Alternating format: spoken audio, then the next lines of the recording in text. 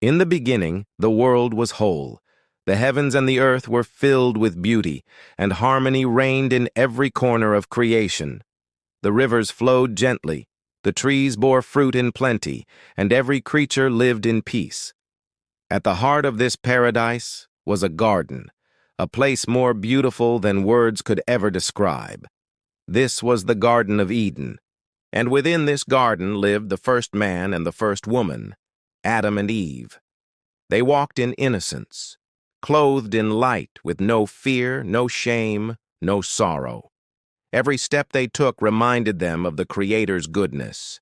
Every breath they drew was filled with His life. God Himself had given them this gift.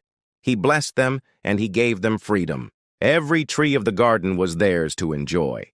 Apples, figs, grapes, pomegranates, every fruit bursting with sweetness. Every flower, every bird, every sunrise, they were free to call it all their own.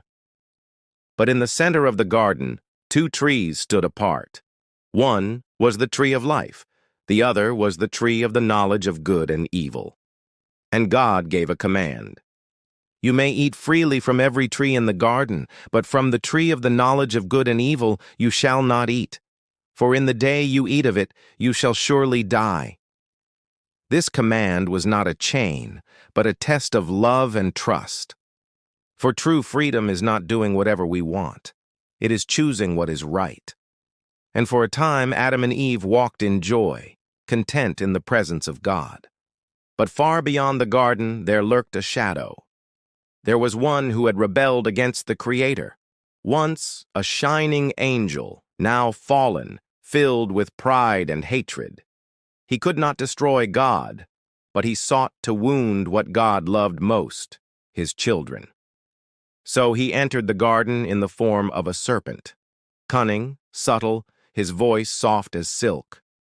And he approached the woman who stood before the forbidden tree. "Did God really say," whispered the serpent, "that you must not eat from any tree in the garden?" Eve answered, "We may eat from the fruit of the trees of the garden.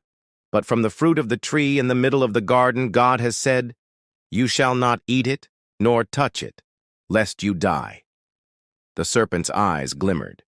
"You will not surely die," he said, "for God knows that when you eat of it, your eyes will be opened, and you will be like God, knowing good and evil." The words fell into Eve's heart like seeds. She looked at the fruit. It was beautiful. It seemed good. It promised wisdom, and in that moment, her trust wavered. Doubt entered where faith had been. She reached out her hand, and she took the fruit. She ate, and she gave some to her husband who was with her, and he ate also. In that instant, their eyes were opened, but it was not glory they saw. It was shame. They looked at one another, and they realized they were naked. In fear, they sewed fig leaves together to cover themselves. The light of innocence was gone. And then they heard Him. The sound of the Lord God walking in the garden in the cool of the day. What had once been joy now became terror. Adam and Eve hid among the trees, trembling, as though they could conceal themselves from the one who made them. But God called out, His voice tender yet piercing, "Adam, where are you?" Adam answered, "I heard you in the garden, and I was afraid because I was naked. So I hid." God said, "Who told you that you were naked? Have you eaten from the tree I commanded you not to eat from?" The man replied, "The woman you gave me, she gave me the fruit, and I ate." And the woman said, "The serpent deceived me, and I ate." The truth was revealed. The Creator's heart was heavy, for His children had chosen disobedience. Sin had entered the world, and with it came death, pain, and sorrow.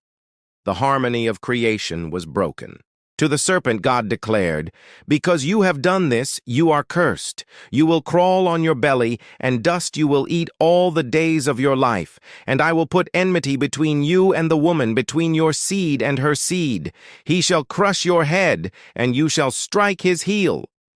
A prophecy, spoken in the shadow of failure, a promise that one day a deliverer would come. To the woman, God said, "In pain you shall bring forth children. Yet your desire shall be for your husband, and he shall rule over you. And to the man he said, Because you listened and ate, the ground is cursed because of you. By the sweat of your brow you shall eat your bread, until you return to the dust from which you were taken. For dust you are, and to dust you shall return. And then God did something unexpected. Though Adam and Eve stood guilty, he clothed them, no longer with leaves but with garments of skin made by his own hands. It was a sign, a foreshadowing, that though sin had entered, God's mercy had not departed. But they could not remain in Eden. For if they ate from the tree of life in their fallen state, death would last forever. So God sent them out of the garden, and at its gates he placed mighty cherubim with a flaming sword to guard the way to the tree of life. The garden was closed, the world was changed, and mankind stepped into a life of struggle, of labor, of sorrow. Yet even in the darkness, hope remained. For the promise had been spoken, one day the seed of the woman would come. One day the serpent's power would be crushed. One day humanity would find redemption. And so the story continues, the story of God and his people, the story of love, loss, and the promise of salvation, the story that is still alive today.